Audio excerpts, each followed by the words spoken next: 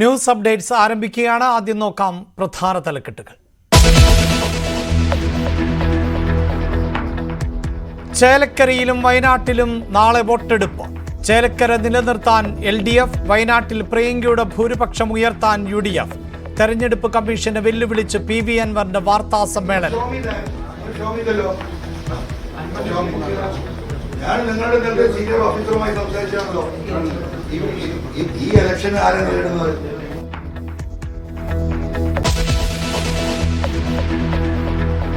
ചേലക്കരയിൽ കള്ളപ്പണ വിവാദം. വ്യവസായി ജയന്റെ കാറിൽ നിന്ന് 20 ലക്ഷം രൂപ പിടിച്ചു. പണം എത്തിച്ചത് കോൺഗ്രസ് എന്ന് CPIM. കോൺഗ്രസിന്റേത് അല്ല എന്ന് VD സതീശൻ. ജയന്റെ വീട്ടിൽ റെയ്ഡ്.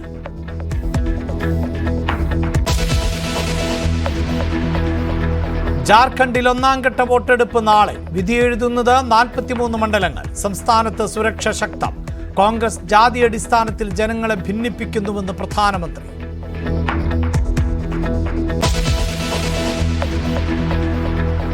മുനമ്പത്ത് മുഖ്യമന്ത്രിയെ പിന്തുണച്ച് ലത്തീൻ ആർച്ച് ബിഷപ്പ്. സർക്കാർ നിലപാട് സ്വാഗതം ചെയ്ത ആർച്ച് ബിഷപ്പ് തോമസ് നെറ്റോ. BJPക്ക് പരോക്ഷ വിമർശനം. നമ്മുടെ കേരള സമൂഹത്തിന്റെ ഏറ്റവും പ്രധാനപ്പെട്ട സവിശേഷതകളിലൊന്ന് മതസൗഹാർദ്ദമാണ്. അതിനെ തകർക്കുന്ന രീതിയിലുള്ള ഇടപെടലുകളും പ്രതികരണങ്ങളും കാര്യങ്ങൾ കൂടുതൽ വഷളാക്കുമെന്നുള്ള തിരിച്ചറിവ് നമുക്ക് ഓരോരുത്തർക്കുമുണ്ട്. കോഴിക്കോട് മേരിക്കുന്ന് പോസ്റ്റ് ഓഫീസ് കേസിൽ വഖഫ് ബോർഡിന് തിരിച്ചടി. ക്രിമിനൽ കേസെടുക്കാനാവില്ലെന്ന് ഹൈക്കോടതി.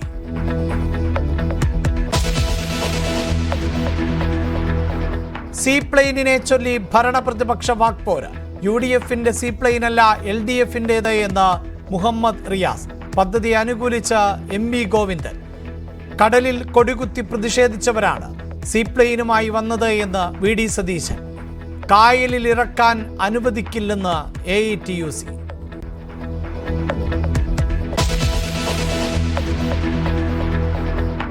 N പ്രശാന്തിനെതിരായ ജയതിലകിന്റെ ആരോപണങ്ങൾ കളവ്. പട്ടികജാതി വകുപ്പിൽ നിന്ന് പോകുമ്പോൾ എല്ലാ രേഖയും തിരികെ ഏൽപ്പിച്ചിരുന്നു. ജയതിലകിന്റെ ഓഫീസ് പുറത്തിറക്കിയ കത്ത് News 18. നിയമ പോരാട്ടത്തിന് N പ്രശാന്ത്. K ഗോപാലകൃഷ്ണനെതിരെ പോലീസ് ഉടൻ കേസെടുക്കില്ല.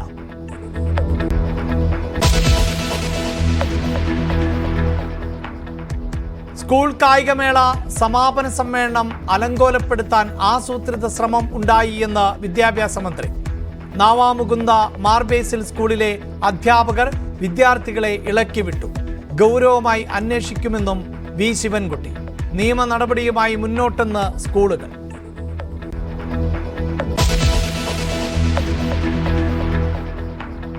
ചൈനയിൽ ആൾക്കൂട്ടത്തിലേക്ക് കാർ ഇടിച്ചു കയറ്റി. 35 പേർ കൊല്ലപ്പെട്ടു. 43 പേർക്ക് പരിക്ക്. ഡ്രൈവർ പിടിയിൽ. അക്രമിക്ക് മാനസികാസ്വാസ്ഥ്യമെന്ന് പോലീസ്.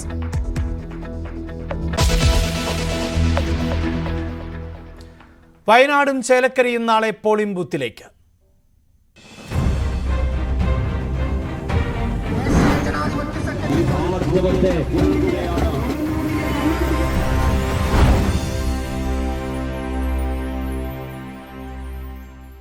വയനാട് ലോക്സഭാ മണ്ഡലത്തിലേക്കുള്ള ഉപതെരഞ്ഞെടുപ്പ് നാളെ നടക്കുമ്പോൾ രാജ്യത്തെ ഏറ്റവും ഉയർന്ന ഭൂരിപക്ഷത്തിൽ പ്രിയങ്ക ഗാന്ധിയെ പാർലമെന്റിൽ എത്തിക്കാനുള്ള ശ്രമത്തിലാണ് UDF. വോട്ട് വിഹിതം വർദ്ധിപ്പിക്കാനാണ് LDFന്റെയും NDAയുടെയും ശ്രമം.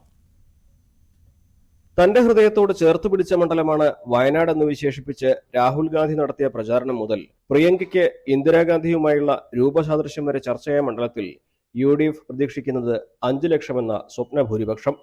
പോളിംഗ് കഴിയും വരെ പ്രിയങ്ക ഗാന്ധി വയനാട്ടിൽ തന്നെ തുടരുന്നു എന്നത് UDFന്റെ പ്രചരണത്തിന് നൽകുന്ന ഊർജം ചെറുതല്ല. ഇതിനകം വയനാട് മണ്ഡലത്തിലെ എല്ലാ പഞ്ചായത്തുകളിലും എത്തിയ പ്രിയങ്കയ്ക്ക് ലഭിച്ച സ്വീകാര്യതയും UDFന് വലിയ പ്രതീക്ഷ നൽകുന്നു. മുൻപ് ലഭിച്ചതിനേക്കാൾ വനിതകളുടെ വോട്ട് ഇത്തവണ നേടാനാകുമെന്ന കണക്കൂട്ടലിലാണ് UDF 5 ലക്ഷമെന്ന വലിയ ഭൂരിപക്ഷം സ്വപ്നം കാണുന്നത്. മറുവശത്ത് വോട്ട് വിഹിതം വർദ്ധിപ്പിക്കാനുള്ള നീക്കമാണ് LDFന്റെയും NDAയുടെയും ഭാഗത്തുനിന്നുമുള്ളത്. 2014 സമാനമായ സാഹചര്യമെന്ന് LDF സ്ഥാനാർത്ഥി സത്യൻ മുഖേരി അവകാശപ്പെടുന്നുണ്ടെങ്കിലും ആനിരാജ നേടിയതിനേക്കാൾ വോട്ട് നേടാനാകുമെന്ന കണക്കൂട്ടലാണ് LDFനുള്ളത്. നാട്ടുകാരിയായ ഊർജ്ജസ്വലയായ യുവ സ്ഥാനാർത്ഥി എന്ന അഭിപ്രായം ഇതിനകം നവ്യ ഹരിദാസിന് നേടാൻ കഴിഞ്ഞു എന്നാണ് NDA വിലയിരുത്തുന്നത്. ഇത് വോട്ടിംഗിലും പ്രതിഫലിക്കുമെന്നും അവർ കണക്കാക്കുന്നു. ചൂരൽമല ദുരന്തത്തിൽ കേന്ദ്ര സഹായം ലഭിക്കാത്തത് മുതൽ മേപ്പാടിയിൽ പഴകിയ ഭക്ഷ്യധാന്യങ്ങൾ വിതരണം ചെയ്തതും വഖഫ് വിഷയവും തെരഞ്ഞെടുപ്പിൽ ചർച്ചയായിട്ടുണ്ട്. അതെല്ലാം വോട്ടിംഗിൽ എങ്ങനെ പ്രതിഫലിക്കുമെന്നുള്ളതാണ് ഇനി കണ്ടറിയേണ്ടത്. ന്യൂസ് 18 വയനാട്. വയനാട്ടിലെ UDF സ്ഥാനാർത്ഥി പ്രിയങ്ക ഗാന്ധിക്കെതിരെ തെരഞ്ഞെടുപ്പ് കമ്മീഷന് പരാതി. പ്രിയങ്ക ഗാന്ധി ആരാധനാലയവും മതചിഹ്നങ്ങളും തെരഞ്ഞെടുപ്പ് പ്രചാരണത്തിന് ഉപയോഗിക്കുന്നുവെന്ന് ആരോപിച്ച് LDF ആണ് പരാതി നൽകിയത്. പള്ളിക്കുന്ന് ദേവാലയത്തിൽ തെരഞ്ഞെടുപ്പ് പ്രചാരണത്തിനായി എത്തിയ പ്രിയങ്ക ദേവാലയത്തിന് ഉള്ളിൽ വൈദികരുടെയും സന്യസ്തരുടെയും വിശ്വാസികളുടെയും സാന്നിധ്യത്തിൽ പ്രാർത്ഥന നടത്തുന്നതിൻ്റെ വീഡിയോയും ചിത്രങ്ങളും എടുത്ത് തെരഞ്ഞെടുപ്പ് പ്രചാരണത്തിനായി ഉപയോഗിച്ചു എന്നാണ് പരാതിയിൽ പറയുന്നത്. ജനപ്രാതിനിധ്യ നിയമത്തിന്റെ നഗ്നമായ ലംഘനമാണ് ഇത് എന്ന് പരാതിയിൽ പറയുന്നു. നാളെ ഉപതെരഞ്ഞെടുപ്പ് നടക്കുന്ന ചേലക്കരയിൽ പരമാവധി വോട്ടർമാരെ നേരിൽ കണ്ട് വോട്ടുറപ്പിക്കാനുള്ള നെട്ടോട്ടത്തിലായിരുന്നു സ്ഥാനാർത്ഥികൾ. ബൂത്ത് തലത്തിലുള്ള സ്ക്വാഡ് വർക്കുകളും തുടരുകയാണ്. 3 മുന്നണികളും ശക്തമായ പ്രചാരണമാണ് ഇത്തവണ മണ്ഡലത്തിൽ കാഴ്ചവെച്ചത്. കഴിഞ്ഞ 28 വർഷമായി ചേലക്കരയുടെ മണ്ണ് ഇടതുമുന്നണിക്കൊപ്പമായിരുന്നു. ആ ഉരുക്കുകോട്ട ഇത്തവണയും കാക്കാനാകുമെന്നാണ് നേതാക്കളുടെ പ്രതീക്ഷ. വികസനത്തിന് ഒരു വോട്ട് എന്ന മുദ്രാവാക്യം ഉയർത്തിയാണ് ചേലക്കരയിൽ ഇത്തവണ LDF സ്ഥാനാർത്ഥി വോട്ടർമാരെ കാണുന്നത്. പ്രചാരണത്തിന് മുന്നിൽ നിന്ന് നയിച്ചത് മുഖ്യമന്ത്രിയും. മുൻകാലങ്ങളെപ്പോലെ ഈസി വാക്കോവർ ഇത്തവണ ഉണ്ടാകില്ലെന്ന് CPM-ന് അറിയാം. അതുകൊണ്ട് തന്നെ മണ്ഡലം ഉറപ്പിച്ചു നിർത്താൻ കഠിന ശ്രമമാണ് ഇടതുമുന്നണി നടത്തിയത്. ഭൂരിപക്ഷം 30,000 കടക്കുമെന്നാണ് UR പ്രദീപിന്റെ പ്രതീക്ഷ. നേരത്തെ ഉണ്ടായിരുന്ന പ്രതീക്ഷയൊക്കെ കൂടുതൽ പ്രതീക്ഷയാണ് ഇനിയുള്ളത്. ഇപ്പോൾ ഉള്ളത് പൊതുവെ തുടക്കം മുതൽ ഇന്നലെ വരെയുള്ള പ്രവർത്തനത്തിൽ എല്ലാം ആവേശകരമായ ഒരു പ്രതികരണം വന്നതിന്റെ ഭാഗമായിട്ട് ജനങ്ങളുടെ പിന്തുണയും മനസ്സിലാക്കിയതിന്റെ ഭാഗമായിട്ടാണ് നല്ല ഭൂരിപക്ഷം ഉണ്ടാകുമെന്ന് പറഞ്ഞത്. ഇന്നലെ വരെ എന്ത് ചെയ്തു എന്നത് ജനം നോക്കിക്കൊണ്ടിരിക്കുകയാണ്. തെരഞ്ഞെടുപ്പ് ഘട്ടത്തിൽ വന്ന് നമ്മൾ ഇതിങ്ങനെ ഇഞ്ചോട് ഇഞ്ചി നടത്തി എന്ന് പറഞ്ഞാലും അതെല്ലാം ജനങ്ങളുടെ മനസ്സിലുണ്ട്. 2019 ചേലക്കര ഉൾപ്പെടുന്ന ആലത്തൂരിൽ പാട്ടും പാടി വിജയിച്ച രമ്യ ചേലക്കരയിൽ കനത്ത വെല്ലുവിളിയാണ് ഉയർത്തുന്നത്. പ്രതിപക്ഷ നേതാവിന്റെ നേതൃത്വത്തിൽ UDF നടത്തിയ ചിട്ടയായ പ്രവർത്തനങ്ങൾ തന്നെയാണ് അതിന് പ്രധാന കാരണം. ആര് വിജയിക്കുമെന്ന് പറയാനാകാത്ത വിധം ഇഞ്ചോടിഞ്ച് പോരാട്ടമായി ചേലക്കരയിൽ. 3ാം വട്ടവും ചേലക്കര മണ്ഡലത്തിലെ ജനങ്ങളുടെ അടുത്ത് വോട്ടു ചോദിച്ചെത്തുന്ന രമ്യ ഇത്തവണ തികഞ്ഞ ആത്മവിശ്വാസത്തിലാണ്. ജനങ്ങൾ ഒരു തീരുമാനമെടുത്തു കഴിഞ്ഞു. ആ ജനങ്ങളുടെ മനസ്സിൽ നിന്നുള്ള വോട്ടുകൾ കൈപ്പത്തി അടയാളത്തിൽ ചെയ്യുവാൻ അവർ തയ്യാറെടുത്തു കഴിഞ്ഞു. അപ്പം നിങ്ങൾക്കും പ്രവചിക്കാം ഞങ്ങളുടെ ഭൂരിപക്ഷം എത്രയായിരിക്കും എന്നുള്ളത്. NDA സ്ഥാനാർത്ഥി K ബാലകൃഷ്ണനും വലിയ പ്രതീക്ഷയാണ് പുലർത്തുന്നത്. LDF-നും UDF-നും അവസരം നൽകിയ ചേലക്കരക്കാർ ഇത്തവണ മാറി ചിന്തിക്കുമെന്നാണ് BJP-യുടെ കണക്കുകൂട്ടൽ. എന്തായാലും ഇഞ്ചോടിഞ്ച് പോരാട്ടം നടക്കുന്ന ചേലക്കര ഇത്തവണ ആർക്കൊപ്പമാണെന്ന് കണ്ടറിയണം. Election desk, Chelakkara. ചേലക്കര മണ്ഡലത്തിന്റെ അതിർത്തിയായ ചെറുതുരുത്തിയിൽ നിന്ന് 20 ലക്ഷം രൂപ പിടികൂടി. വാഹനത്തിൽ കടത്തുകയായിരുന്ന പണമാണ് ഇലക്ഷൻ സ്ക്വാഡ് പിടികൂടിയത്. കൊളപ്പള്ളി സ്വദേശിയും വ്യവസായിയുമായ ജയൻ ഉൾപ്പെടെ 3 പേരെ പോലീസ് കസ്റ്റഡിയിലെടുത്തു. ജയന്റെ വീട്ടിൽ പോലീസ് റെയ്ഡ് നടത്തി. നാളെ തെരഞ്ഞെടുപ്പ് നടക്കുന്ന സാഹചര്യത്തിൽ ഇലക്ഷൻ സ്ക്വാഡ് നടത്തിയ വ്യാപക പരിശോധനയിലാണ് പണം കണ്ടെത്തിയത്. രാവിലെ 9 മണിയോടുകൂടി ചെറുതുരുത്തി കലാമണ്ഡലത്തിന്റെ പരിസരത്ത് നിന്നാണ് പണം പിടിച്ചെടുത്തത്. വാഹനത്തിന്റെ സീറ്റിനടിയിൽ ബാഗിലാക്കിയാണ് 19.7 ലക്ഷം രൂപ സംഘം ഒളിപ്പിച്ചു വെച്ചിരുന്നത്. എന്നാൽ കഴിഞ്ഞ ദിവസം ബാങ്കിൽ നിന്ന് പിൻവലിച്ച പണമാണ് ഇതെന്നും വീട് പണിക്കായി ടൈൽസ് വാങ്ങാൻ എറണാകുളത്തേക്ക് പോകുകയാണ് എന്നുമായിരുന്നു കാറിലുണ്ടായിരുന്നവർ ഇലക്ഷൻ സ്ക്വാഡിന് നൽകിയ മറുപടി. 25 ലക്ഷം പിൻവലിച്ചതിന്റെ രേഖകളും കാണിച്ചു. എന്നാൽ ബാക്കി തുക എവിടെ എന്ന ചോദ്യത്തിന് മറുപടിയില്ലാതായതോടെ മതിയായ രേഖകൾ ഇല്ലാത്ത സാഹചര്യത്തിൽ പണം ഇലക്ഷൻ സ്ക്വാഡ് കണ്ടുകെട്ടി. തുടർന്ന് വാഹനത്തിലുണ്ടായിരുന്ന കൊളപ്പള്ളി സ്വദേശി ജയൻ ഉൾപ്പെടെ 3 പേരെയും വാഹനത്തെയും സ്ക്വാഡ് കസ്റ്റഡിയിലെടുത്തു. തുടർന്ന് ജയന്റെ കൊളപ്പള്ളിയിലെ വസതിയിൽ ഇൻകം ടാക്സ് ഉദ്യോഗസ്ഥർ പരിശോധന നടത്തി. വീട്ടിൽ നിന്ന് പണം കണ്ടെത്തി. അതേസമയം പണം തെരഞ്ഞെടുപ്പ് പ്രവർത്തനങ്ങൾക്ക് കൊണ്ടുവന്നതാണെന്ന് തെളിയിക്കുന്ന രേഖകളൊന്നും തന്നെ ലഭിച്ചിട്ടില്ല. സംഭവത്തിൽ ആരോപണ പ്രത്യാരോപണവുമായി രാഷ്ട്രീയ പാർട്ടികളും രംഗത്തെത്തി. 3 പേരെയും ചോദ്യം ചെയ്യുന്നതിലൂടെ ദുരൂഹത വെളിവാകും എന്നാണ് പോലീസിന്റെ പ്രതീക്ഷ. ന്യൂസ് 18 ചേലക്കര. തെരഞ്ഞെടുപ്പ് പ്രചാരണത്തിനിടെ പണം എത്തിച്ചത് കോൺഗ്രസ് എന്ന് പാലക്കാട് CPIM ജില്ലാ സെക്രട്ടറി EN സുരേഷ് ബാബു. പാലക്കാട് കൊണ്ടുവന്ന പണത്തിന്റെ പങ്ക് ചേലക്കരയിലും എത്തിച്ചു. കള്ളപ്പണം കൊണ്ടുവന്ന ആളുമായി കോൺഗ്രസ് കൗൺസിലർക്ക് നല്ല ബന്ധം ആണ് ഉള്ളത് എന്നും ജില്ലാ സെക്രട്ടറി ആരോപിച്ചു. ഇപ്പോൾ പാലക്കാട്ടിൽ കൊണ്ടുവന്ന പണത്തിന്റെ ഒരു പങ്ക് ചേലക്കരയിലും കോൺഗ്രസ് എത്തിച്ചിട്ടുണ്ട്. അത് സമഗ്രമായ ഒരു അന്വേഷണം നടത്തണം. അതിലൂടെ മാത്രമേ ഇത് വ്യക്തമാക്കപ്പെടുള്ളൂ. മാത്രമല്ല, ഈ പിടിച്ച വ്യക്തി CC ജയനുമായി ഇവിടെ കോൺഗ്രസിന്റെ ഒരു കൗൺസിലർ നല്ല ബന്ധമാണുള്ളത്. അപ്പൊ സ്വാഭാവികമായും ആ കൗൺസിലറിന്റെ നല്ല ബന്ധമുള്ള ഒരു വ്യക്തി എന്ന നിലയ്ക്കും വിദ്യാഭ്യാസത്തിലൂടെ പാലക്കാട് വന്ന പണത്തിന്റെ ഒരു പങ്ക് ചേലക്കരയിലും എത്തിച്ചിട്ടുണ്ട് ആവാനാണ് ഇടയുള്ളത് എന്ന് സംശയിക്കുന്നു. അതിന്റെ അടിസ്ഥാനത്തിൽ പോലീസ് ഒരു അന്വേഷണം നടത്തി വ്യക്തത വരുത്തി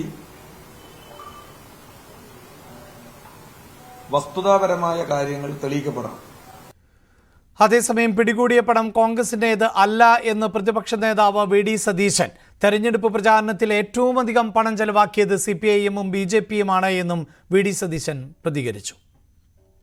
അത് ആരെ പൈസ കൊണ്ടിട്ടെന്ന് അന്വേഷിച്ചാൽ മതി. ഇപ്പം 41 കോടി 40 ലക്ഷം കൊണ്ടുവന്ന ആള് കേസിലെ പ്രതിയായില്ലല്ലോ, കേസിലെ സാക്ഷിയായിട്ട് നിൽക്കുകയല്ലേ, ഇപ്പം നിൽക്കുകയല്ലേ. എന്തായാലും ഒരു കാര്യം എനിക്ക് ഉറപ്പിച്ച് പറയാൻ പറ്റും, ഞങ്ങളുടെ പൈസയല്ല.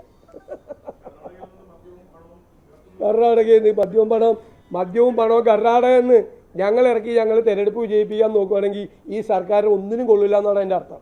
അവിടെ ആ എക്സൈസ് വന്ന് രാജിവെച്ച് പുറത്തു പോകും. ഞങ്ങൾ കർണാടകയിൽ നിന്ന് സ്പിരിറ്റ് ഇളക്കി ഇവിടെ കൊണ്ടുവരണമെങ്കിൽ ഇദ്ദേഹം എന്തിനാണ് മന്ത്രിയായിരിക്കുന്നത്?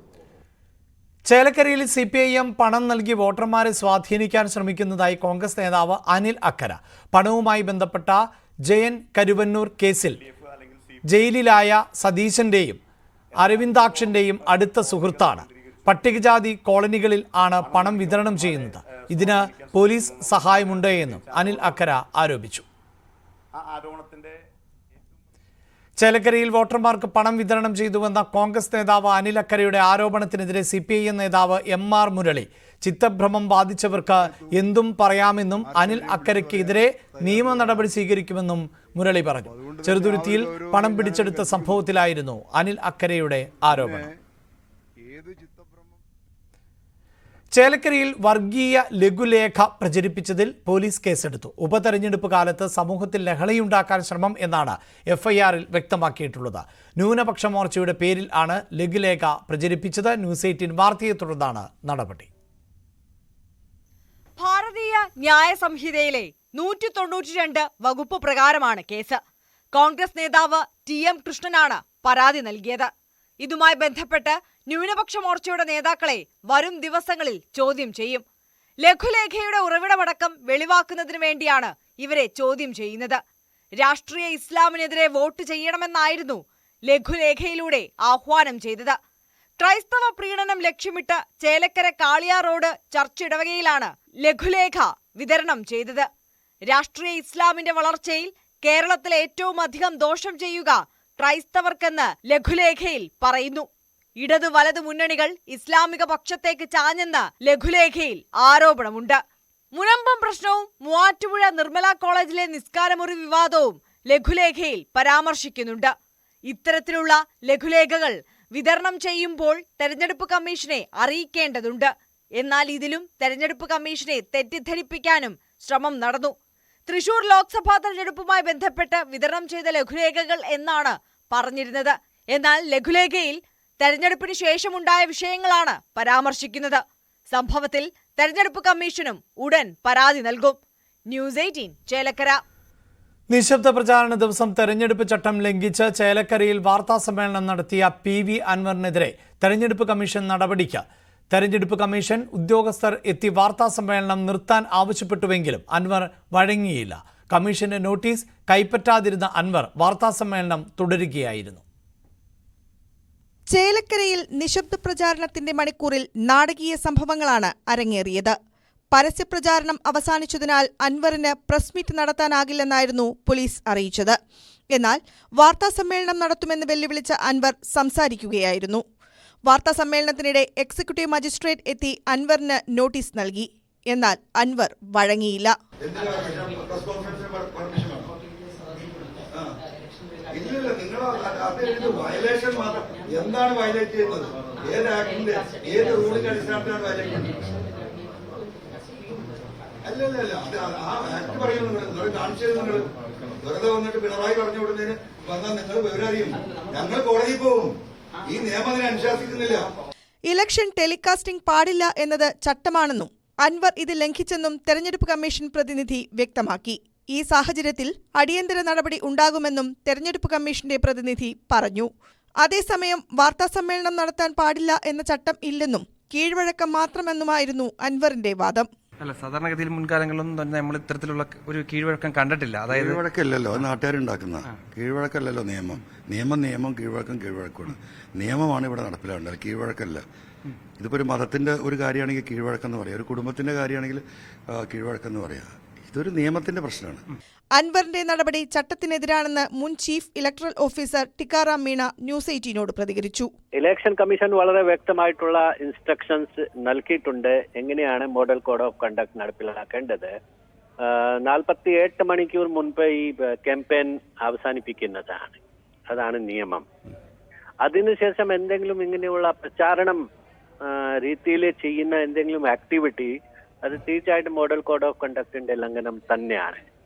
അതിനുവേണ്ടി അവിടുത്തെ റിട്ടേണിംഗ് ഓഫീസറിന് റിപ്പോർട്ട് ചോദിക്കേണ്ടതാണ്. എങ്ങനെയാണ്, എവിടെയാണ് സംഭവിച്ചത്. ആ റിപ്പോർട്ട് സിഇഒക്ക് കൊടുത്താൽ അത് ഇലക്ഷൻ കമ്മീഷനിലേക്ക് അയച്ചാൽ ഇലക്ഷൻ കമ്മീഷൻ അത് ഉചിതമായ നടപടി എടുക്കാൻ അവർ തീരുമാനിക്കും, ലംഘനമാണോ ഇല്ല എന്ന്. സംഭവത്തിൽ വിശദമായ റിപ്പോർട്ട് ചീഫ് ഇലക്ടറൽ ഓഫീസറിന് റിട്ടേണിംഗ് ഓഫീസർ സമർപ്പിക്കും. ശേഷം അൻവറിനെതിരെ തുടർ നടപടികൾ സ്വീകരിക്കും. ന്യൂസ് 18 ചേലക്കര. പാലക്കാട് മത്സരം LDFുമായി എന്ന കെ മുരളീധരന്റെ പ്രസ്താവന തള്ളി UDF സ്ഥാനാർത്ഥി രാഹുൽ മാങ്കൂട്ടത്തിൽ. BJP മൂന്നാമതാകും എന്ന് തോന്നുന്നില്ല. പരമാവധി വോട്ട് BJPക്ക് ലഭിക്കാൻ വേണ്ടിയാണ് LDF സ്ഥാനാർത്ഥിക്ക് ചിഹ്നം നൽകാതിരുന്നത് എന്നതായിരുന്നു രാഹുലിന്റെ പ്രതികരണം. CPIM പ്രവർത്തകർ ഉൾപ്പെടെ മതേതര വോട്ടർമാർ കോൺഗ്രസിന് വോട്ട് ചെയ്യുമെന്നും രാഹുൽ മാങ്കൂട്ടത്തിൽ ന്യൂസ് 18 പറഞ്ഞു. മൂന്നാമതാകുമോ BJP? അങ്ങനൊരു കണക്കിലേക്ക് ഇപ്പോൾ കെ മുരളീധരനൊക്കെ പറയുന്നതുകൊണ്ട് ചോദിക്കണം, അങ്ങനൊരു ഫൈറ്റിലേക്ക് പോകുന്നുണ്ട്. ഇപ്പൊ നിങ്ങൾ രാഷ്ട്രീയം ജനകീയ വിഷയമൊക്കെ പറയാനുള്ള അവസരം കിട്ടി. നമുക്കത് ആഗ്രഹമുണ്ടെങ്കിലും ഇവിടുത്തെ കമ്മ്യൂണിസ്റ്റ് ജനതാ പാർട്ടി അത് ആഗ്രഹിക്കുന്നുണ്ടെന്ന് തോന്നുന്നില്ല. കാരണം പരമാവധി ഫ്ലോ അവരുടെ പാർട്ടിയിൽ നിന്നും ഉണ്ടാകട്ടെ എന്ന് എഴുതിയിട്ടാണല്ലോ സ്ഥാനാർത്ഥിക്ക് ചിഹ്നം പോലും കൊടുക്കാതിരിക്കുന്നത്. അപ്പം ചിഹ്നത്തിലൊരു സ്ഥാനാർത്ഥി മത്സരിക്കുമ്പോൾ തന്നെ CPMനെ നോക്കൂ, കഴിഞ്ഞ എത്രയോ തെരഞ്ഞെടുപ്പായിട്ട് CPMന്റെ വോട്ട് കുത്തനെ ഇടിഞ്ഞുകൊണ്ടിരിക്കുകയാണ്. ആ ഇടിയുന്നതിന് ആനുപാതികമായിട്ട് ഇവിടെ താമര ചിഹ്നത്തിൽ മത്സരിക്കുന്ന സ്ഥാനാർത്ഥിയുടെ വോട്ട് കൂടുകയും ചെയ്യുകയാണ്. അപ്പൊ ഈ അങ്ങനൊരു ഫ്ലോ തടയാനുള്ളൊരു മാർഗം ചിഹ്നമായിരുന്നു. ആ ചിഹ്നം കൂടി ഒഴിവാക്കിയ സ്ഥിതിക്ക് അത് അവര് പോലും അത് ആഗ്രഹിക്കുന്നുണ്ട് എന്ന് തോന്നുന്നില്ല. പക്ഷെ ചിഹ്നം ഇടിയുമ്പോഴേ ഫ്ലോ താഴോട്ട് പോകുമ്പോൾ അത് BJPയിലേക്ക് പോകുന്നു എന്ന് പറയുമ്പോൾ കൂടുതൽ വോട്ട് BJPയിലേക്ക് പോകാൻ സാധ്യതയുണ്ടോ? അല്ല, അതിനു വേണ്ടിയിട്ടാണ് അവർ ചെയ്യുന്നത്. അതായത് എന്തായാലും അവരുടെ വോട്ട് ഷെയർ കുറയുകയാണല്ലോ.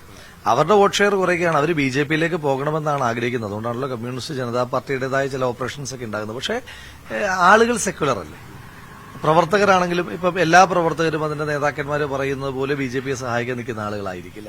അപ്പൊ അങ്ങനെ സെക്യുലറായി ചിന്തിക്കുന്ന ആളുകൾക്ക് സ്വാഭാവികമായിട്ടും അങ്ങനെ BJP വരുന്നതിന്റെ ഒരു ആശങ്ക കൂടിയുള്ള ആളുകളുണ്ടല്ലോ, ആ ആളുകൾ സ്വാഭാവികമായിട്ട് കോൺഗ്രസ് വോട്ട് ചെയ്യും. തർക്കം. VD സതീശൻ പ്രതിപക്ഷ നേതാവായി തുടരട്ടെ എന്ന് M സ്വരാജ്. അനാദികാലം സതീശൻ കേരളത്തിന്റെ പ്രതിപക്ഷ നേതാവായി തുടരട്ടെ, അതാണ് ഇടതുമുന്നണിക്ക് നല്ലത് എന്നും M സ്വരാജ് പറഞ്ഞു. ഞങ്ങൾക്ക് സത്യത്തിൽ അദ്ദേഹത്തോട് വളരെ അനുഭാവമാണുള്ളത്. എന്തുകൊണ്ടെന്നാൽ ഇങ്ങനെ ഒരു പ്രതിപക്ഷ നേതാവിനെ കിട്ടിയത് ഞങ്ങളുടെ ഒരു ഭാഗ്യമാണ്. അപ്പോൾ അദ്ദേഹം അനാദികാലം പ്രതിപക്ഷ നേതാവായി തുടരണമെന്നാണ് ഞങ്ങളുടെ ആഗ്രഹം. അദ്ദേഹം തന്നെ അദ്ദേഹത്തെ തുറന്നു കാണിക്കുന്നുണ്ട്. അതുകൊണ്ട് അദ്ദേഹത്തെ ആക്രമിക്കുന്നതെന്നൊക്കെ പറയുന്നത് തെറ്റാണ്. ഏത് വിമർശനം ഉയർന്നാലും അദ്ദേഹം അതിനെ വ്യക്തിപരമായി കാണുകയും ആ നിലയിൽ നിലവിട്ട് പ്രതികരിക്കുകയും ചെയ്യുന്ന ഒരാളാണ്. അതുകൊണ്ട് നിങ്ങൾ ദയവായിട്ട് അങ്ങനെ കാണരുത്. ഞങ്ങൾക്ക് അദ്ദേഹത്തോട് വലിയ മമതയാണുള്ളത്. അദ്ദേഹത്തെ പോലൊരു പ്രതിപക്ഷ നേതാവിനെ ലഭിക്കാൻ അത്ര എളുപ്പമല്ല. അത് ഞങ്ങൾ അതിൽ വളരെ സന്തുഷ്ടരാണ്. സർക്കാരുമായി നിയമ പോരാട്ടത്തിന് തയ്യാറായി N പ്രശാന്ത് IAS. സസ്പെൻഷൻ നടപടിക്കെതിരെ സെൻട്രൽ അഡ്മിനിസ്ട്രേറ്റീവ് ട്രിബ്യൂണലിനെ സമീപിക്കുന്നതടക്കമുള്ള കാര്യങ്ങളാണ് പ്രശാന്ത് ആലോചിക്കുന്നത്. അതേസമയം മതാടിസ്ഥാനത്തിൽ വാട്സപ്പ് ഗ്രൂപ്പ് ഉണ്ടാക്കിയ K ഗോപാലകൃഷ്ണനെതിരെ ഉടൻ പോലീസ് കേസെടുക്കില്ല. സർക്കാർ നിർദ്ദേശമോ മറ്റു പരാതിയോ ലഭിച്ചാൽ കേസെടുക്കാമെന്ന തീരുമാനത്തിലാണ് പോലീസ്. സർവീസ് ചട്ടലംഘനം ഉൾപ്പെടെ ഗുരുതര കാര്യങ്ങൾ ചൂണ്ടിക്കാട്ടി കഴിഞ്ഞ ദിവസമാണ് ഇരുവരെയും സർവീസിൽ നിന്ന് സർക്കാർ സസ്പെൻഡ് ചെയ്തത്.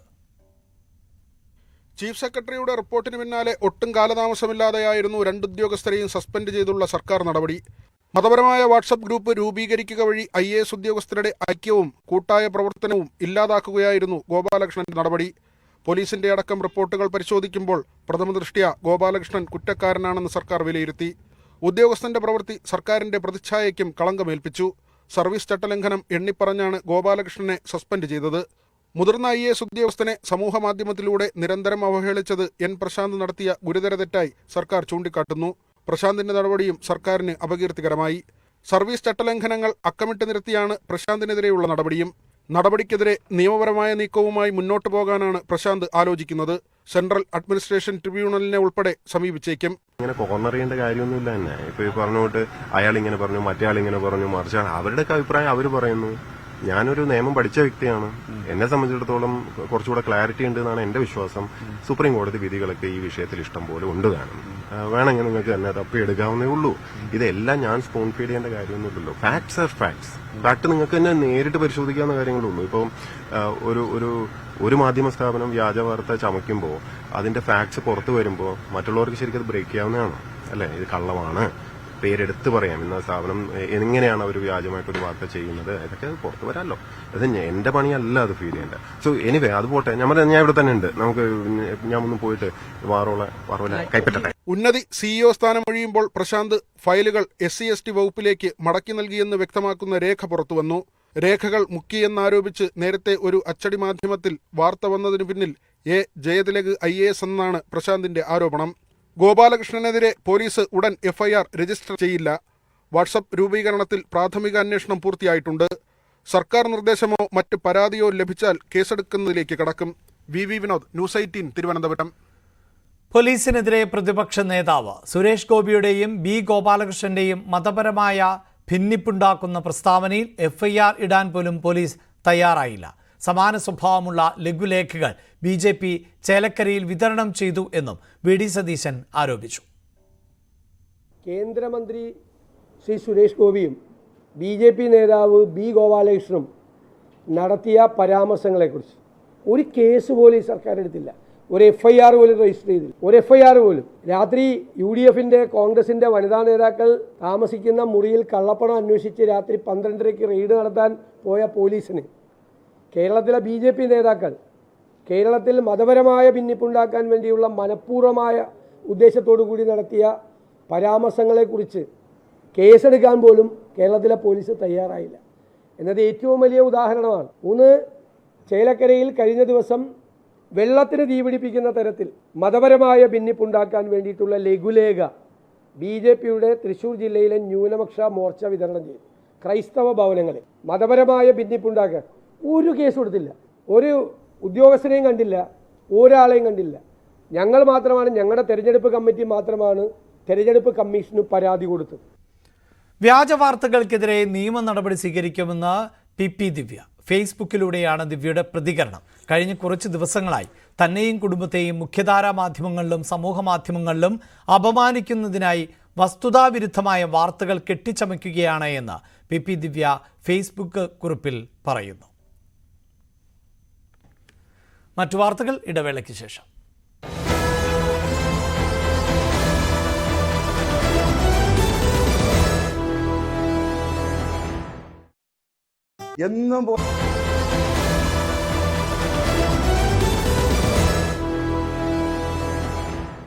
മുനമ്പം വിഷയത്തിൽ മുഖ്യമന്ത്രിയുടെ നിലപാട് സ്വാഗതാർഹമെന്ന് ലത്തീൻ സഭ Thiruvananthapuram arch bishop doctor Thomas J. നെറ്റോ. ന്യായമായ അവകാശം മുനമ്പം ജനതയ്ക്ക് ലഭിക്കണം. പരിഹാരം നീട്ടിക്കൊണ്ടു പോകരുത്. അടിയന്തര ഇടപെടലാണ് വേണ്ടത്. അല്ലെങ്കിൽ വിഭാഗീയ നീക്കം നടത്തുന്നവർ ലക്ഷ്യത്തിലേക്ക് എത്തുമെന്നും നെറ്റോ പറഞ്ഞു. ഏറ്റവും ഒടുവിലായി ഇന്നലെ മുഖ്യമന്ത്രി സമര സമിതിയുടെ പ്രതിനിധികളുമായിട്ടുള്ള കൂടിക്കാഴ്ചയിൽ അനുഭാവപൂർവമായ പ്രതികരണം നടത്തി എന്നതും നമ്മൾ താല്പര്യത്തോടുകൂടി സ്വാഗതാർഹമായ കാര്യമായിട്ട് നോക്കി കാണുകയാണ്. ഇതിനകത്തുള്ള ചില കാര്യങ്ങൾ വസ്തുതകൾ പരിശോധിച്ചാൽ ഏറ്റവും അവകാശം ഈ ജനതയ്ക്കാണെന്നുള്ള കാര്യം വ്യക്തമാണ്. അതിന്റെ ചരിത്രത്തിലേക്കൊന്നും പോകുന്നില്ല. എങ്കിലും കോടതി വ്യവഹാരങ്ങളിലൂടെ പാവപ്പെട്ട തീരദേശത്തെ ജനതയെ ആജീവനാന്തം ആശങ്കയിലും അവരെ നിലനിർത്തുവാനായിട്ടുള്ള സാധ്യതകളുള്ള ഒരു സമൂഹത്തിലാണ് നിയമവ്യവസ്ഥിതി. അതാണ് അപ്പോൾ ഏറ്റവും പ്രധാനമായി നമുക്ക് അഭ്യർത്ഥിക്കുവാനുള്ളത്. തിരഞ്ഞെടുപ്പുകൾ വരും പോകും, പാർട്ടികൾ ജയിക്കും തോൽക്കും, ഇതെല്ലാം സ്വാഭാവികമാണ്. എന്നേക്കും സമാധാനത്തോടുകൂടി ജീവിക്കുവാൻ ആഗ്രഹിക്കുന്ന ജനവിഭാഗമാണ് കേരളത്തിലുള്ളത്. അവർ വ്യത്യസ്ത മതവിഭാഗങ്ങളിൽ വിശ്വസിക്കുന്നവരാണ്. അതിനേക്കാൾ ഉപരിയായി അവർ സാഹോദര്യത്തിലും സ്നേഹത്തിലും കഴിയുവാൻ ഇഷ്ടപ്പെടുന്നവരാണ്. അതിനെ നിലനിർത്തുവാനുള്ള താല്പര്യമാണ്. പ്രകോപനപരമായി പ്രതികരിക്കുവാനോ വൈകാരികമായി പ്രതികരിക്കുവാനോ നമ്മൾ ആരും ആഗ്രഹിക്കാത്തത്. അതേസമയം തന്നെ ഒരു ജനതയുടെ നീതിക്ക് വേണ്ടിയുള്ള പോരാട്ടത്തിന്റെ ഭാഗമാണ് നമ്മൾ. അവിടെ ആശങ്കകളിൽ നമ്മൾ പങ്കുചേരുന്നു എന്നതിന്റെ അടയാളം മാത്രമാണ് ഇന്നത്തെ ഈ കൂടിവരവ് എന്നുള്ളത് നമുക്കെല്ലാവർക്കും അറിവുള്ള കാര്യമാണ്. മുനമ്പത്ത് ജനങ്ങൾക്കൊപ്പം നിലകൊള്ളുമെന്ന CPI സംസ്ഥാന സെക്രട്ടറി ബിനോയ് വിശ്വം. മുനമ്പത്തെ ജനങ്ങളുടെ മണ്ണ് അവരുടേത് തന്നെയായിരിക്കും. ചോര കുടിക്കാൻ വരുന്നവരുടെ കെണിയിൽ വീഴരുത് എന്നും ബിനോയ് വിശ്വം പറഞ്ഞു. മുനമ്പത്തെ കടലോരത്ത് ജീവിക്കുന്ന എല്ലാ സഹോദരങ്ങളും കേൾക്കുവാൻ വേണ്ടി ഉറപ്പിച്ചു പറയുന്നു, നമ്മളെല്ലാം അവരുടെ കൂടെയായിരിക്കും. ലക്ഷ്യം നേടുന്നവരെയും അവകാശങ്ങൾ സ്ഥാപിക്കപ്പെടുന്നവരെയും അവരുടെ കൂടെ നമ്മളെല്ലാവരും ഉണ്ടാകും. മുനമ്പത്തെ പ്രശ്നത്തെ ആളിക്കത്തിപ്പിക്കാൻ വേണ്ടി പ്രകോപനത്തിന്റെ ഭാഷയിൽ ഈ മുസ്ലിം കൂട്ടായ്മ സംസാരിക്കുമെന്ന് എല്ലാവരും ഓർത്തു. പക്ഷെ വളരെ ശ്രദ്ധേയമായ സംയമനമാണ് ആ യോഗത്തിൽ നമ്മൾ കേട്ടത്. ഈ വിഷയത്തിൽ ഞങ്ങളുടെ വികാരം സമരം ചെയ്യുന്ന അവിടുത്തെ സഹോദരങ്ങളുടെ കൂടെയാണെന്ന് ഒറ്റക്കെട്ടായി ഒരേ സ്ഥലത്തിൽ പറഞ്ഞു എല്ലാ മുസ്ലിം സംഘടനകളും. സുഹൃത്തുക്കളെ, ഇതാണ് കേരളം, ഇതാണ് കേരളത്തിന്റെ മഹത്വം.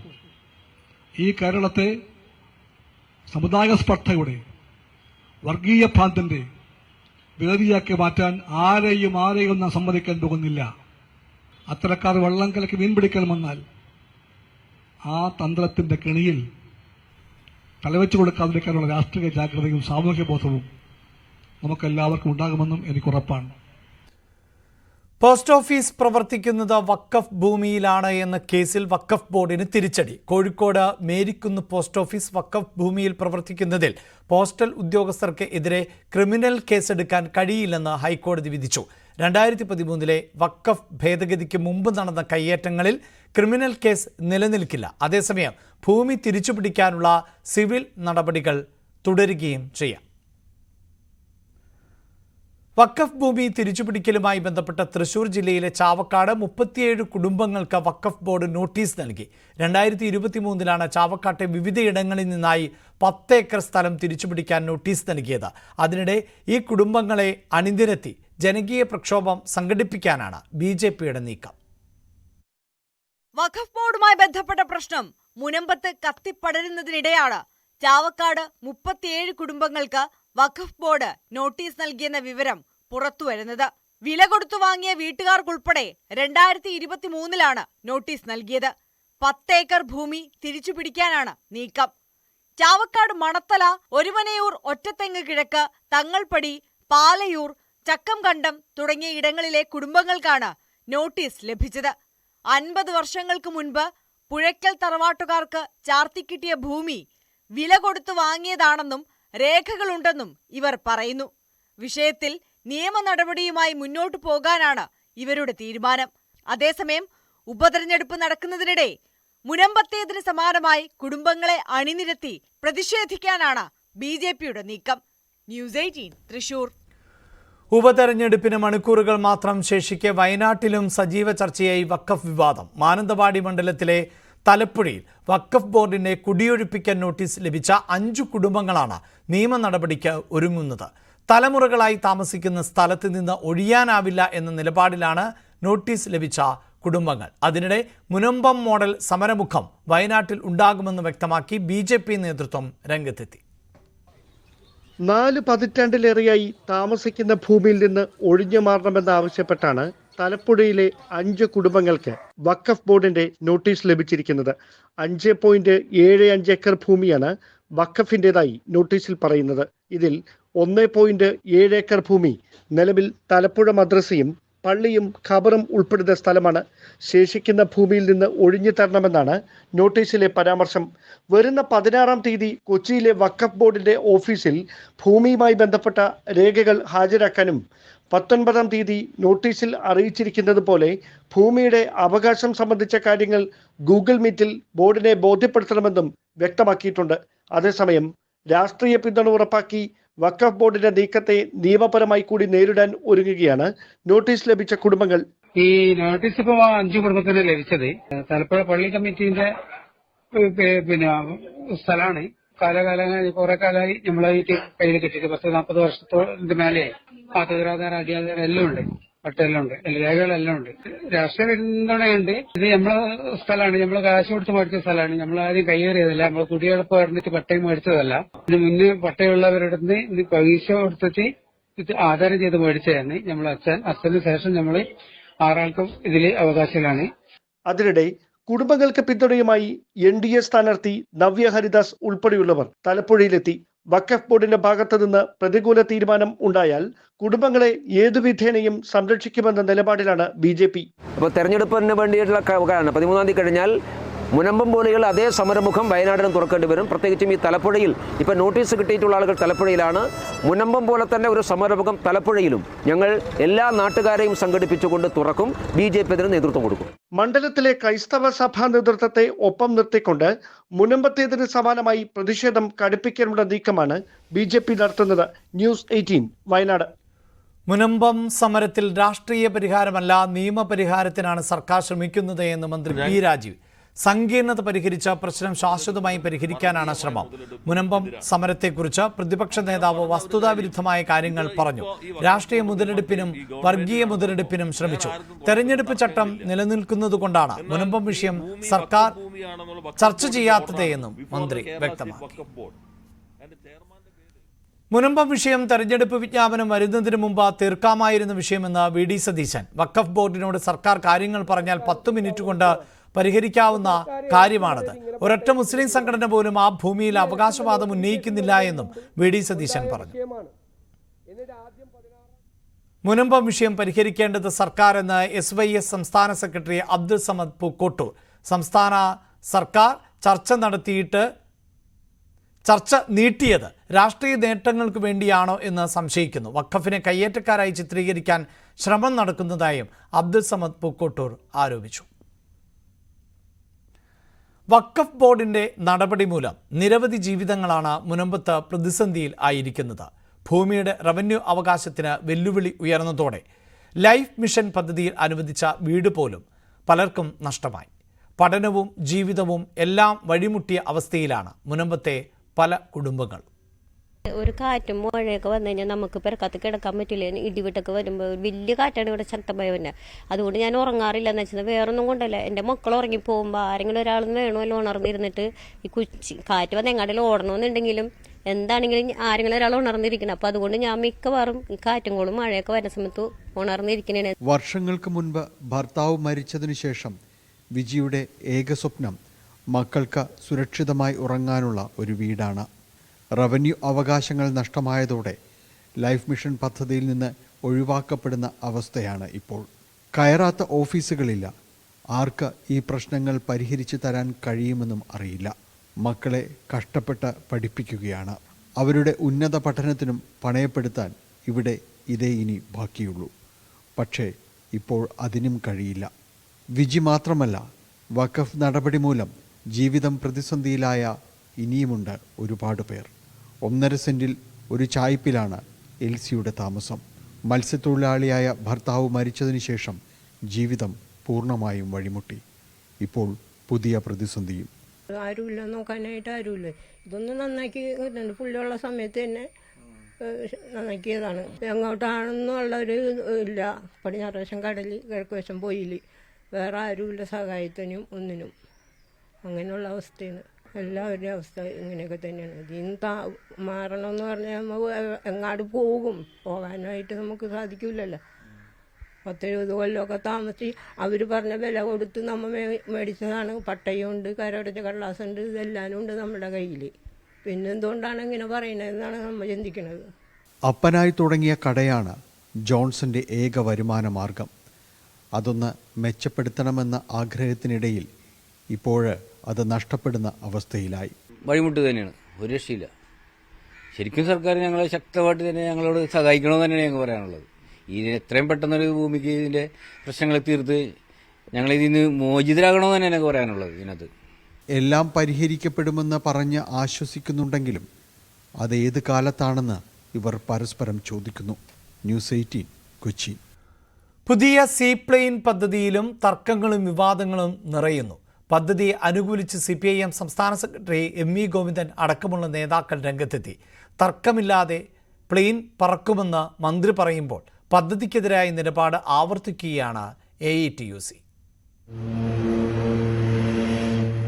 11 വർഷങ്ങൾക്കിപ്പുറം എത്തുമ്പോഴും വിവാദങ്ങളുടെ റൺവേയിൽ തന്നെയാണ് സീപ്ലെയിൻ.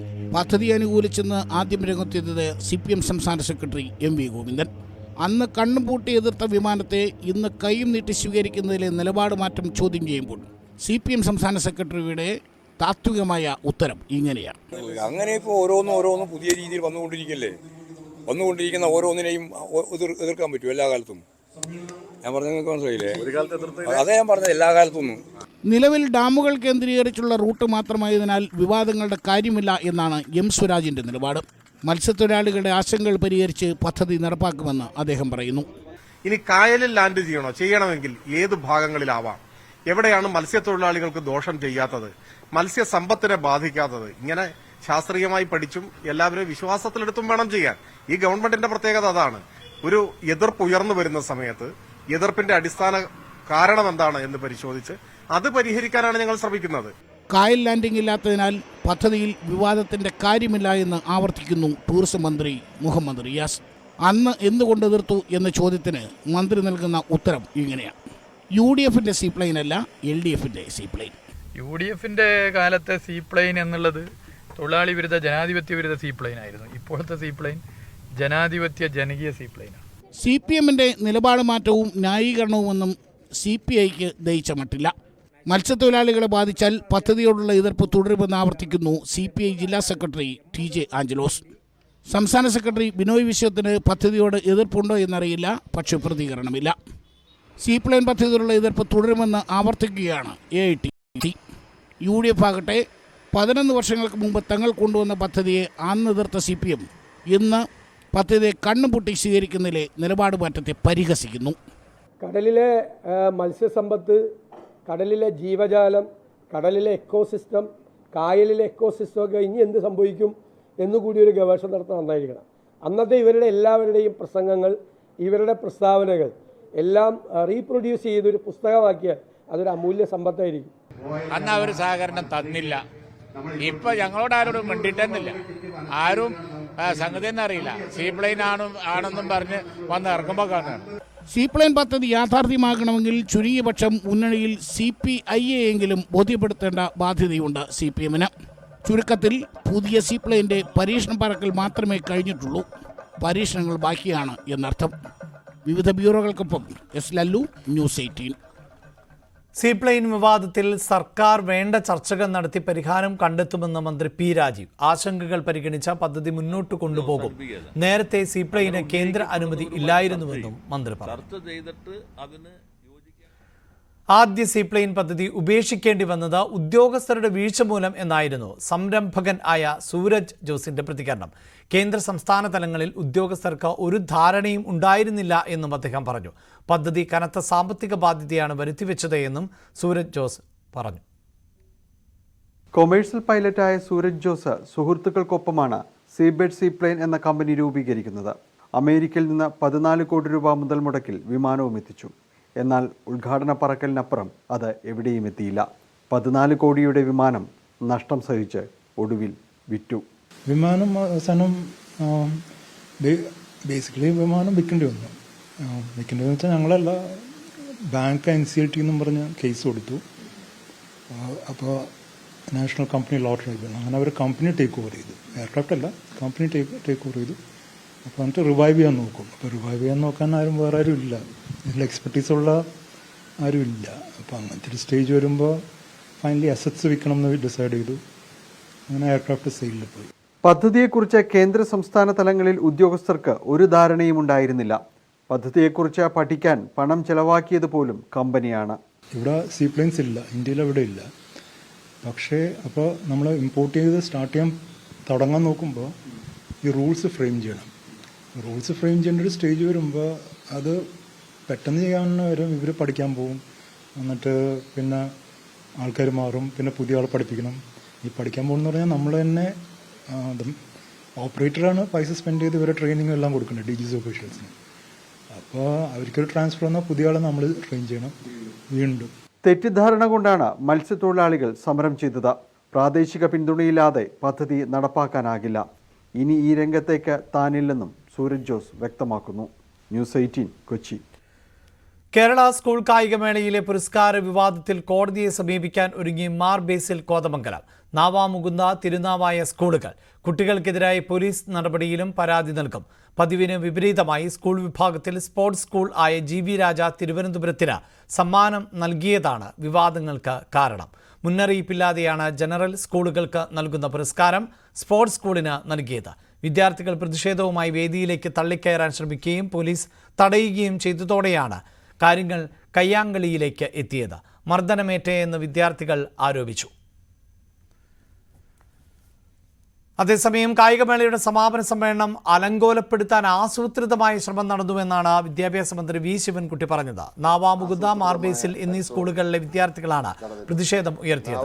അധ്യാപകരാണ് വിദ്യാർത്ഥികളെ ഇളക്കിവിട്ടത്. തർക്കം ഉണ്ടാകുമ്പോൾ അപ്പീലാണ് നൽകേണ്ടത്. ഇതൊന്നും പാലിക്കപ്പെട്ടില്ല. വിഷയത്തെക്കുറിച്ച് വകുപ്പ് ഗൗരവമായി അന്വേഷിക്കുമെന്നും മന്ത്രി V. ശിവൻകുട്ടി വ്യക്തമാക്കി. ജാർഖണ്ഡ് നാളെ ബൂത്തിലേക്ക്.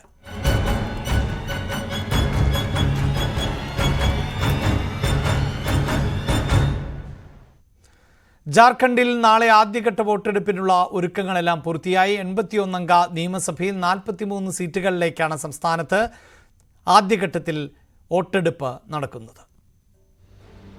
ജാർഖണ്ഡിന്റെ 6ാം നിയമസഭാ തെരഞ്ഞെടുപ്പിന് ഒരുങ്ങിക്കഴിഞ്ഞു സംസ്ഥാനത്തെ വോട്ടർമാർ.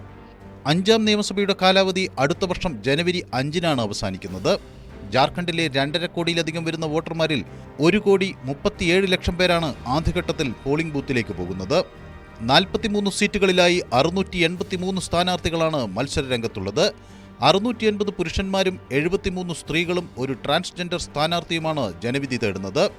സീറ്റുകളിൽ 20 പട്ടികവർഗ വിഭാഗത്തിന് സംവരണം ചെയ്തിരിക്കുന്നു. 6 പട്ടികജാതി വിഭാഗത്തിന്, 17 ജനറൽ സീറ്റുകൾ.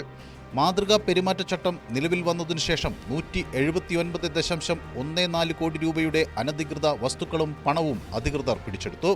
നുഴഞ്ഞുകയറ്റം, അഴിമതി, കുംഭകോണം തുടങ്ങിയ വിഷയങ്ങൾ ഉയർത്തി പ്രചാരണം കൊഴുപ്പിച്ച NDA മുന്നണി സർക്കാർ ഉണ്ടാക്കാനാകും എന്ന പ്രതീക്ഷയിലാണ്.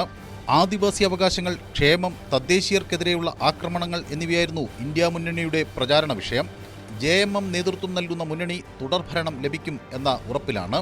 പ്രധാനമന്ത്രി നരേന്ദ്രമോദി, ആഭ്യന്തരമന്ത്രി അമിത്ഷാ, കോൺഗ്രസ് അധ്യക്ഷൻ മല്ലികാർജുൻ ഖർഗെ, രാഹുൽ ഗാന്ധി എന്നിവരുൾപ്പെടെയുള്ള നേതാക്കൾ പ്രചരണത്തിനായി പലതവണ ജാർഖണ്ഡിലെത്തി. JMM എക്സിക്യൂട്ടീവ് പ്രസിഡന്റും മുഖ്യമന്ത്രിയുമായ ഹേമന്ത് സോറനും ഭാര്യ കൽപ്പന സോറനും ഭരണസഖ്യത്തിനായി റാലികൾ നയിച്ചു. ഭൂമി തട്ടിപ്പ്, കള്ളപ്പണം വെളുപ്പിക്കൽ കേസുകളിൽ ED ഹേമന്ത് സോറനെ അറസ്റ്റ് ചെയ്തത് സംസ്ഥാനത്ത് വലിയ ചർച്ചാ വിഷയമാണ്. അറസ്റ്റ് രാഷ്ട്രീയ പ്രേരിതമാണ് എന്നാണ് ഭരണമുന്നണിയുടെ ആരോപണം.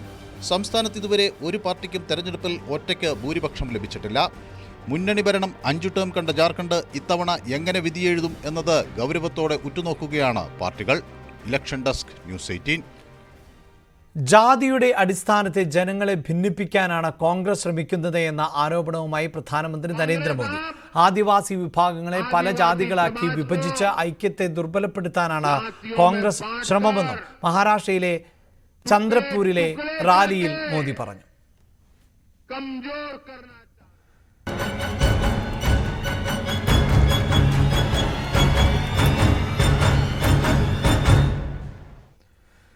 ചൈനയിൽ കാൽനട യാത്രക്കാർക്കിടയിലേക്ക് പാഞ്ഞുകയറി 35 പേർ കൊല്ലപ്പെട്ടു, 43 പേർക്ക് പരിക്കേറ്റു. തെക്കൻ ചൈനീസ് നഗരമായ സുഹായിലാണ് അപകടം ഉണ്ടായത്. ഒരു സ്പോർട്സ് സെന്ററിലേക്ക് ബലം പ്രയോഗിച്ച ഡ്രൈവർ കാർ ഇടിച്ച് കയറ്റുകയായിരുന്നുവെന്ന് പോലീസ് പറഞ്ഞു. സ്പോർട്സ് സെന്ററിൽ വ്യായാമം ചെയ്യുന്നവരുടെ ഇടയിലേക്കാണ് വാഹനം ഇടിച്ചു കയറിയത്.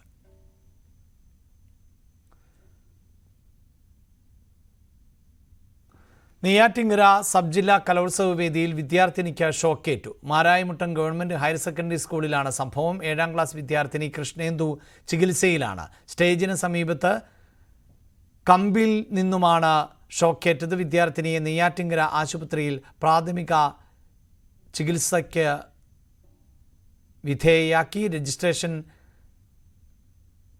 കൗണ്ടറിന് സമീപത്ത് ഉള്ള ഓഡിറ്റോറിയത്തിൽ തൂണിൽ പിടിച്ചു നിന്നപ്പോൾ ആണ് ഷോക്കേറ്റത്. ആശുപത്രിയിൽ എത്തി പരിശോധനയ്ക്ക് ശേഷം ഒരു കുഴപ്പവുമില്ല എന്ന് കണ്ടതിനെ തുടർന്ന് വീട്ടിലേക്ക് അയച്ചു. വയനാട് ദുരിതബാധിതർക്കായി ബിരിയാണി ചലഞ്ച് നടത്തി പണം തട്ടിയെടുത്ത കേസിൽ CPIM ബ്രാഞ്ച് സെക്രട്ടറി ഉൾപ്പെടെ 3 പേർക്കെതിരെ case. Kayamkulam Thattekkad branch secretary Arun, CPIM അംഗങ്ങളായ സിബി ശിവരാജൻ, DYFI മേഖലാ പ്രസിഡന്റ് അമൽരാജ് എന്നിവർക്കെതിരെയാണ് കായംകുളം പോലീസ് കേസെടുത്തത്. വയനാട് ദുരിതബാധിതർക്ക് ധനസഹായം നൽകാൻ ബിരിയാണി ചലഞ്ച് നടത്തി 1,20,000 രൂപ തട്ടിയെടുത്തതായി FIR-ൽ പറയുന്നു. കായംകുളം പുതുപ്പള്ളി CPM മുൻ ലോക്കൽ കമ്മിറ്റി അംഗം Sibi Sivarajan, Thattekkad branch secretary Arun, DYFI മേഖലാ പ്രസിഡന്റ് അമൽരാജ് എന്നിവർക്കെതിരെയാണ് കായംകുളം പോലീസ് കേസെടുത്തത്. AYF പുതുപ്പള്ളി മേഖലാ സെക്രട്ടറി ശ്യാംലാലിന്റെ പരാതിയിലാണ് കേസ്. തണൽ എന്ന വ്യാജ സംഘടനയുടെ പേരിൽ ബിരിയാണി ചലഞ്ച് സംഘടിപ്പിച്ച് 100 രൂപ വീതം ബിരിയാണിക്ക് വാങ്ങിയാണ് തട്ടിപ്പ് നടത്തിയത്. 1200 ബിരിയാണി വിൽപ്പന നടത്തിയതായാണ് കണ്ടെത്തൽ. ബിരിയാണി ചലഞ്ച് കൂടാതെ സംഭാവന വാങ്ങിയും പണത്തട്ടിപ്പ് നടത്തി. തണൽ എന്ന ഒരു തട്ടിപ്പ് സംഘടനയുണ്ടാക്കി സിബി ശിവരാജൻ, അരുൺ എന്നിവർ ചേർന്ന് ഒരു ബിരിയാണി ചലഞ്ച് നടത്തുകയുണ്ടായി. ഈ ബിരിയാണി ചലഞ്ചിന് വേണ്ടി ഒരുപാട് ആളുകളിൽ നിന്നും സ്പോൺസർഷിപ്പിലൂടെ പണം സമാഹരിക്കുകയും അതിനുശേഷം ഗൂഗിൾ പേ വഴിയും നേരിട്ടും 1200 ബിരിയാണി വിറ്റ് ഈ ഒരു 1,20,000 രൂപയ്ക്ക് അടക്കം 1,20,000 രൂപയ്ക്ക് അധികം അവർ ബിരിയാണി ചലഞ്ചിലൂടെ കണ്ടെത്തുകയുണ്ടായി. പക്ഷേ നാളിതുവരെ മുഖ്യമന്ത്രിയുടെ ദുരിതാശ്വാസ നിധിയിലേക്ക് 1 രൂപ പോലും അടച്ചിട്ടില്ല. പിരിച്ചെടുത്ത തുക സർക്കാരിലേക്ക് കൈമാറിയിട്ടില്ല എന്ന പരാതിയിലാണ് കായംകുളം പോലീസ് പ്രാഥമിക അന്വേഷണം നടത്തി കേസ് രജിസ്റ്റർ ചെയ്തത്. എന്നാൽ 3 പേരും അച്ചടക്ക നടപടി നേരിട്ടവരാണെന്നും നിലവിൽ പാർട്ടിയുമായി ബന്ധമില്ലെന്നുമാണ് CPM നേതൃത്വത്തിന്റെ വിശദീകരണം. സിബിയെ മറ്റൊരു പാർട്ടി അംഗവുമായി സംഘർഷമുണ്ടായതിന്റെ അടിസ്ഥാനത്തിൽ ലോക്കൽ കമ്മിറ്റിയിൽ നിന്നും താൽക്കാലികമായി മാറ്റിയിരുന്നു. ന്യൂസ് 18 ആലപ്പുഴ. ആലപ്പുഴയിൽ കുറുവാ സംഘത്തിന്റെ മോഷണ പരമ്പര. മണ്ണഞ്ചേരിയിലും കോമളപുരത്തുമായി 4 മോഷണം നടന്നു. സംഘത്തിന്റെ CCTV ദൃശ്യങ്ങൾ പോലീസിന് ലഭിച്ചു. കുറുവാ ഭീഷണി നേരിടാൻ പ്രത്യേക സംഘത്തെ നിയോഗിച്ചു. ജില്ലാ പോലീസ് മേധാവിയുടെ നേതൃത്വത്തിൽ വൈകിട്ട് യോഗം ചേർന്ന് അന്വേഷണം തമിഴ്നാട്ടിലേക്കും വ്യാപിപ്പിക്കാൻ തീരുമാനമായിട്ടുണ്ട്.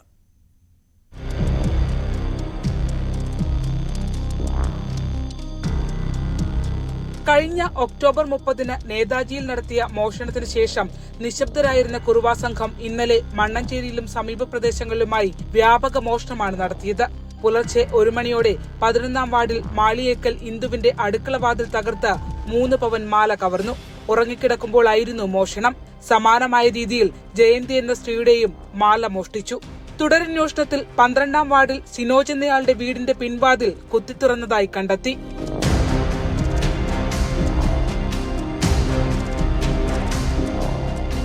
ഉച്ചയോടെ മണ്ണഞ്ചേരിക്ക് പുറമെ നോർത്ത് പോലീസ് സ്റ്റേഷൻ ലിമിറ്റിൽ കോമളപുരത്ത് വിനയചന്ദ്രൻ എന്നയാളുടെ വീട്ടിലും മോഷണം നടന്നതായി കണ്ടെത്തി. കഴിഞ്ഞ 30-നെത്തിയവരും ഇന്നലെ CCTV ദൃശ്യങ്ങളിൽ കണ്ടവരും ഒരേ ആളുകൾ തന്നെയാണെന്നാണ് പോലീസിന്റെ നിഗമനം.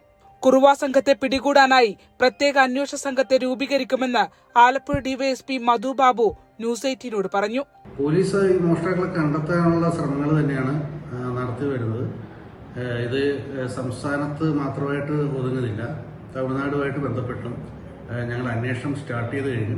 ഇന്ന് അതിൻ്റെ ടീം കോൺസ്റ്റിറ്റ്യൂട്ട് ചെയ്യപ്പെടും. ഇന്ന് ഈവനിങ് ഡിസ്കഷനുണ്ട് ജില്ലാ പോലീസ് മേധാവിയുടെ ചേംബറിൽ വെച്ചാണ്. അതിനുശേഷം അതിൽ തീരുമാനമാണ്. 1 വർഷം മുമ്പ് ആലപ്പുഴയിൽ അരൂർ മുതൽ പുന്നപ്ര വരെ തുടർച്ചയായി നടത്തിയ മോഷണത്തിൽ 19ഓളം കേസുകളാണ് കുറുവാ സംഘത്തിനെതിരെ രജിസ്റ്റർ ചെയ്തത്.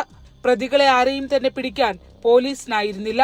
ആലപ്പുഴയിലെത്തിയവർ പാലായിൽ നിന്ന് ജയിൽ മോചിതരായ 2 കുറുവാ സംഘാംഗങ്ങളാണോ എന്നാണ് പോലീസ് സംശയിക്കുന്നത്. ന്യൂസ് 18 ആലപ്പുഴ. യുവനടിയെ ബലാത്സംഗം ചെയ്ത കേസിൽ നടൻ സിദ്ദിഖിന്റെ ഇടക്കാല ജാമ്യം തുടരും. മുൻകൂർ ജാമ്യാപേക്ഷ പരിഗണിക്കുന്നത് സുപ്രീം കോടതി അടുത്ത ആഴ്ചത്തേക്ക് മാറ്റി. സുഖമില്ലാത്തതിനാൽ വാദം അടുത്ത ആഴ്ചത്തേക്ക് മാറ്റണമെന്ന സിദ്ദിഖിന്റെ അഭിഭാഷകന്റെ ആവശ്യം കോടതി അംഗീകരിക്കുകയായിരുന്നു. സിദ്ദിഖിന് ജാമ്യം അനുവദിക്കരുത് എന്നും അന്വേഷണവുമായി സഹകരിക്കുന്നില്ല എന്നും സർക്കാർ കോടതിയിൽ വാദിച്ചു. 2014 ഫോൺ പോലും പോലീസ് ചോദിക്കുകയാണ് എന്നായിരുന്നു റോത്തക്കി സിദ്ദിഖിനു വേണ്ടി വാദം ഉന്നയിച്ചത്. ഗുണ്ടാ നേതാവ് ഓംപ്രകാശ് പ്രതിയായ ലഹരിക്കേസിൽ കൊക്കെയിൻ സാന്നിധ്യം സ്ഥിരീകരിച്ച ഫോറൻസിക് പരിശോധനാ റിപ്പോർട്ട്. ഓംപ്രകാശ് താമസിച്ചിരുന്ന ഹോട്ടൽ മുറിയിലാണ് കൊക്കെയിന്റെ സാന്നിധ്യം സ്ഥിരീകരിച്ചത്. റിപ്പോർട്ടിന്റെ അടിസ്ഥാനത്തിൽ ഓംപ്രകാശിന്റെ ജാമ്യം റദ്ദാക്കാൻ പോലീസ് കോടതിയിൽ അപേക്ഷ നൽകും. ലഹരിക്കേസിൽ ഫോറൻസിക്കിൻ്റേത് നിർണായക കണ്ടെത്തലാണ്. ഇതോടെ ഇവിടെ നടന്നത് ലഹരി പാർട്ടി തന്നെയെന്ന് പോലീസ് ഉറപ്പിക്കുകയാണ്. ലഹരി പാർട്ടി നടന്നുവെന്ന് സംശയിച്ചിരുന്ന കൊച്ചിയിലെ ആഡംബര ഹോട്ടൽ മുറിയിൽ നിന്ന് ശേഖരിച്ച സാമ്പിളുകളുടെ പരിശോധനാ റിപ്പോർട്ടാണ് ഇപ്പോൾ പുറത്തു വന്നത്. റിപ്പോർട്ടിന്റെ അടിസ്ഥാനത്തിൽ ഓംപ്രകാശിന്റെ ജാമ്യം റദ്ദാക്കാൻ പോലീസ് ഉടൻ കോടതിയിൽ അപേക്ഷ നൽകും. കേസിൽ കൂടുതൽ പേരെ പ്രതി ചേർക്കാനുള്ള സാധ്യതയുമുണ്ട്. ലഹരി പാർട്ടി നടന്ന മുറിയിലേക്ക് സിനിമാ താരങ്ങളായ ശ്രീനാഥ് ഭാസിയും പ്രയാഗ മാർട്ടിനും എത്തിയിരുന്നുവെന്ന് പോലീസ് കണ്ടെത്തിയിരുന്നു. ഇരുവരെയും ചോദ്യം ചെയ്തുവെങ്കിലും കേസിൽ ഉൾപ്പെടുത്താനുള്ള തെളിവുകളൊന്നും പോലീസിന് ലഭിച്ചില്ല. നടി പ്രയാഗ മാർട്ടിന് ക്ലീൻ ചിറ്റ് നൽകുകയും ചെയ്തു. നിർണായക വിവരങ്ങൾ ലഭിച്ചാൽ മാത്രം താരങ്ങളെ കേന്ദ്രീകരിച്ച് അന്വേഷണം നടത്തിയാൽ മതിയെന്നാണ് നിലവിൽ പോലീസിന്റെ തീരുമാനം. ഓംപ്രകാശിനെയും കേസിൽ അറസ്റ്റിലായിരുന്ന സുഹൃത്ത് ഷിഹാസിനെയും വൈകാതെ പോലീസ് വീണ്ടും ചോദ്യം ചെയ്യും. 20ഓളം പേർ ലഹരി പാർട്ടിയിൽ പങ്കെടുത്തിട്ടുണ്ടെന്നാണ് കണ്ടെത്തൽ. ശ്രീനാഥ് ഭാസിക്ക് കേസിലെ 3ാം പ്രതിയായ ബിനു ജോസഫുമായുള്ള സാമ്പത്തിക ഇടപാടുകളും പോലീസ് പരിശോധിച്ചിരുന്നു. കൊക്കെയിൻ സാന്നിധ്യം സ്ഥിരീകരിച്ചതോടെ കേസിൽ കൂടുതൽ പേരെ പ്രതി ചേർക്കാനും സാധ്യതയുണ്ട്. ന്യൂസ് 18 കൊച്ചി. മുതിർന്ന കോൺഗ്രസ് നേതാവും മുൻ മന്ത്രിയുമായ MT പത്മ മുംബൈയിൽ അന്തരിച്ചു. 1991 കെ കരുണാകരൻ മന്ത്രിസഭയിൽ ഫിഷറീസ്, ഗ്രാമവികസനം, രജിസ്ട്രേഷൻ വകുപ്പുകളുടെ ചുമതലയുള്ള മന്ത്രിയായിരുന്നു. 1987 1991 കൊയിലാണ്ടി മണ്ഡലത്തെയാണ് പ്രതിനിധീകരിച്ചത്. KSU സംസ്ഥാന പ്രസിഡന്റ്, KPCC അംഗം, Kozhikode DCC treasurer, DCC secretary എന്നീ പദവികൾ വഹിച്ചിട്ടുണ്ട്. ഏറെ നാളായി മകൾക്കൊപ്പം മുംബൈയിൽ താമസിച്ചു വരികയായിരുന്നു. മൃതദേഹം നാളെ കോഴിക്കോട്ടേക്ക് എത്തിക്കും. ഇന്നത്തെ സ്വർണം വെള്ളി നിരക്കുകൾ. കവിത ഗോൾഡ് ആൻഡ് ഡയമണ്ട്സ് ഇന്നത്തെ സ്വർണം വെള്ളി നിരക്കുകൾ നിങ്ങൾക്കായി സമർപ്പിക്കുന്നത് Kavitha gold and diamonds. Choose your special. സ്വർണം 22 ക്യാരറ്റ് ഗ്രാമിന് 7065 രൂപ, പവന് 56,520. 18 ക്യാരറ്റ് ഗ്രാമിന് 5840, പവൻ 46,720. വെള്ളി ഗ്രാം 97, കിലോ 97,000 രൂപ.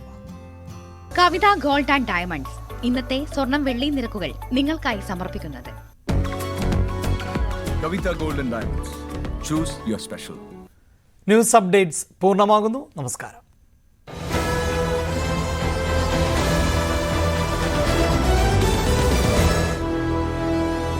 എന്നും പോലീസ്